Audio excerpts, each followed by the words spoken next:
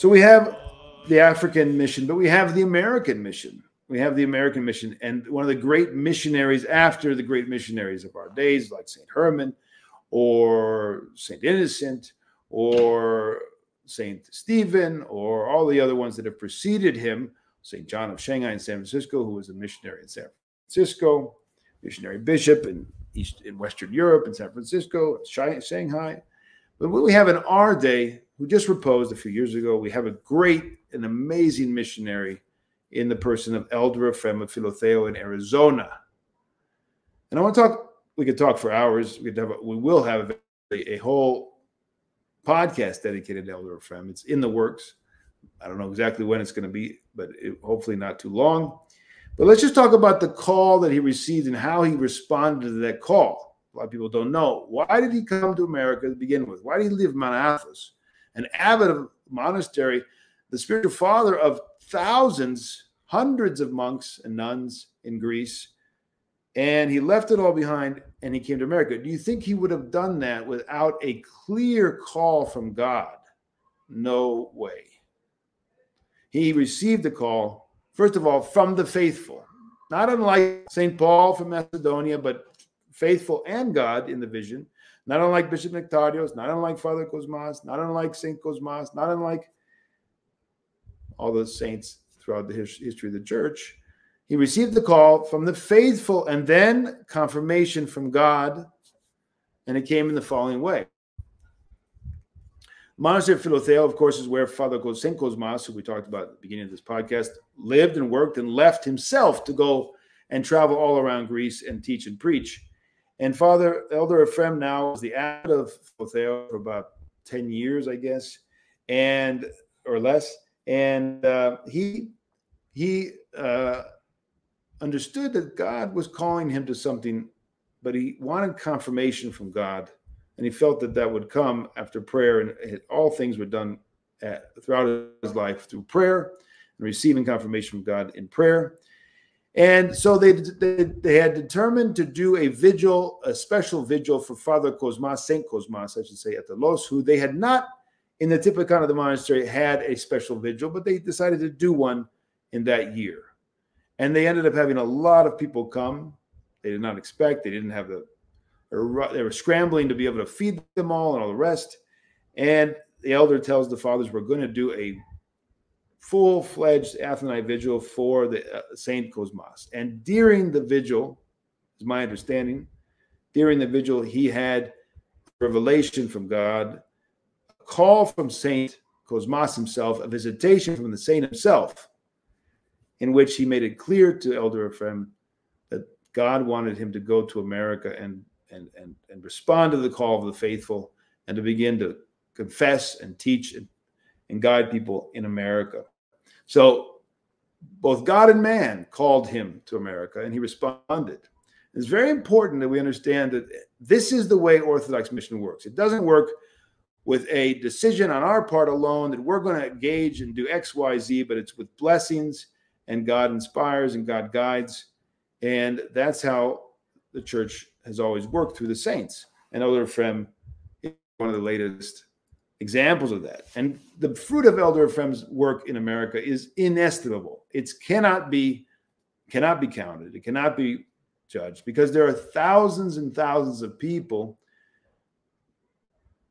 who have been affected, their lives have been changed. They've returned to the church. They've come to the church. They've become nuns or monks, sisters and brothers in the monasteries. 17 monasteries in North America. Actually, there's two or three others that are not really counted. They're the skeets and small monasteries. So one could say there's 20, but they're populated and known.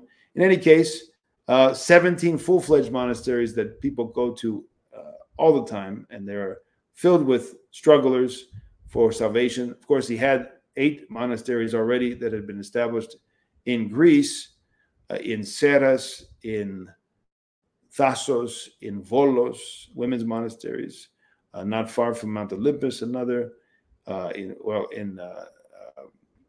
Veria, Edessa area. There's, of course, the 4 on Mount Athos, thousands of spiritual children all around the world. So the work is really hard to even fathom. And much of the work was done through the portal of confession for the return of the lost sheep that had been scattered abroad, both here and abroad, both in Greece and abroad. And that was the main conduit for bringing people back to Christ who had been there, who had fallen away, who were confused, who were secularized, who were thinking they were living orthodoxy but had no idea what orthodoxy was about, and it goes on and on. And he used in his work both economia and akrivia, both exactitude and economy. I'll give you an example of both of these so that you can see just, of course, that's always the case in the lives of the saints. That's given. That's those two things are going to be working simultaneously, depending on the discernment and the need that's being assessed. And he would use economy, of course, for the very sake that he left Mount Athos and go to America, and then would sit and confess and do all the missionary work that he did. Was a certain economy of God. It was an economy of God that was rare, very, very rare in the history of Mount Athos. And then beyond that, he would have people come to him, very well-meaning, but very uneducated, very alienated from basics of the Orthodox Christian life. So he would have women come to him not dressed modestly. He would have to economize them, try to slowly teach them how to be proper.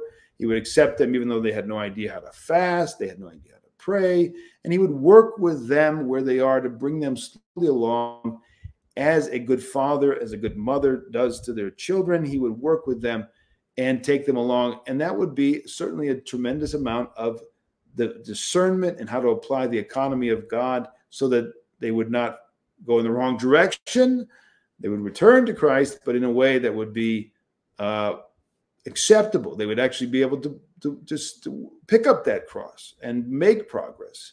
And so he said, without economy, there's no way we would have emptied the monasteries. Not only the parishes, but the monasteries would be empty, he said, without economy. So economy is at work all the time today in the life of the church, but it has to be salvific. It has to be something that leads them toward Christ. It has to be within the confines of that which the Holy Fathers have laid down. It has to be in agreement, not in opposition to the dogmatic consciousness. It has to be that which does not undermine the akrivia, but lead to it and returns men to the akrivia, which is the commandments of our Lord Jesus Christ and the strict life of keeping those commandments. That's the aim of economy. If economy, there is economy that's so-called economy today, right? There's a economia is used. People use the term, and yet they're actually doing paranomia in Greek. That means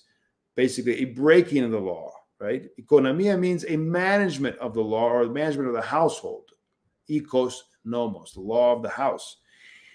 So there's a management going on, how to apply the law in the household of faith. Well, paranomia is a departure from the law. There's no management going on. And many times we hear the term economia, we actually have a departure from the law and not a